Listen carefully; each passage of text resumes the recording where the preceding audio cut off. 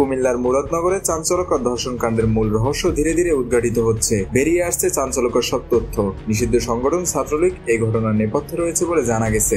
রামচন্দ্রপুর দক্ষিণ ইউনিয়ন ছাত্রলীগের সভাপতি মোহাম্মদ আলী সুমনের নেতৃত্বে নারীকে ওই দিন বিবস্ত্র করে নির্যাতন ও ভিডিও ধারণ করা হয়। স্থানীয় লোকজন, প্রশাসন ও জনপ্রতিনিধিদের সঙ্গে কথা বলে এসব তথ্য জানা গেছে।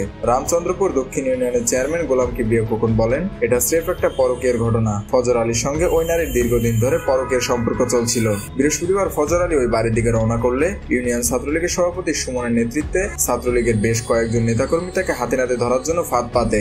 এ সময় ফজর আলী ওই নারীর ঘরে প্রবেশ করলে ছাত্রলীগ সভাপতি সুমন সহ তার সঙ্গীরা তাদেরকে হাতে নাতে আটক করে। প্রথমে ফজর আলীকে বেধড়ক পিটিয়ে তার হাত পা ভেঙে দেওয়া হয়। এ সময় ওই নারীকে বিবস্ত্র করে নির্যাতন এবং ভিডিও ধারণ করা হয়। পরে পরিকল্পিতভাবে এই ভিডিও সামাজিক যোগাযোগ মাধ্যমে ছড়িয়ে দেওয়া হয়। আমরা এই ঘটনায় জড়িত সুমন সহ সবাইকে আইনের আওতায় আনার দাবি জানাচ্ছি। পরকীয়ার ঘটনায় জড়িত ফজর আলীর বিরুদ্ধেও আইনি ব্যবস্থা নেওয়ার দাবি জানাচ্ছি।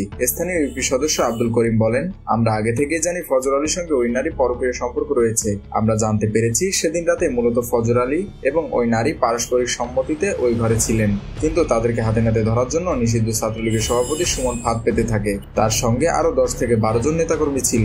পরিকল্পিতভাবে ওই নারীকে বিবস্ত্র করা, নির্যাতন করা সবকিছুর নেপথ্যের নায়ক ছাত্রলীগ সভাপতি সুমন। আমরা শুনেছি পুলিশ তাকে গ্রেপ্তার করেছে। তার নেতৃত্বে যারা এই ঘটনা ঘটিয়েছে আমরা তাদের শাস্তি দাবি করছি। পাশাপাশি ফজর আলীর বিরুদ্ধে বিচার দাবি করছি। শুক্রবার দুপুরে মুরাদনগর থানায় মামলা করেন ভুক্তভোগী ওই নারী। গ্রেপ্তার ব্যক্তিদের মধ্যে মূল অভিযুক্ত ফজর আলীকে রবিবার ভোর 5টার দিকে ঢাকার সায়দাবাদ এলাকা থেকে গ্রেপ্তার করা হয়েছে।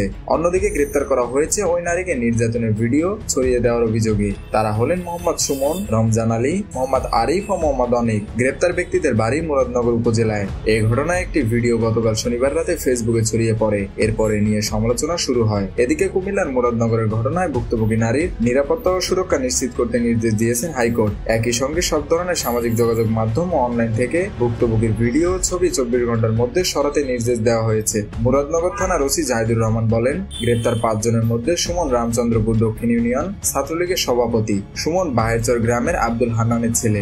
আমরা তার রাজনৈতিক পরিচয় এবং স্থানীয়ভাবে তার কর্মকাণ্ড যাচাই বাছাই করেছি। মূলত ছাত্রলীগ সভাপতি সুমনের নেতৃত্বে ওই নারীকে বিবস্ত্র করে নির্যাতন এবং ভিডিও ধারণ করা হয়। আমরা গ্রেপ্তারকৃতদের জিজ্ঞাসাবাদ অব্যাহত রেখেছি।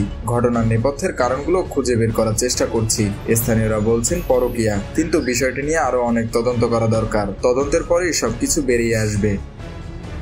মেহেদী হাসান বাপ্পি, খুলনা গেজেট।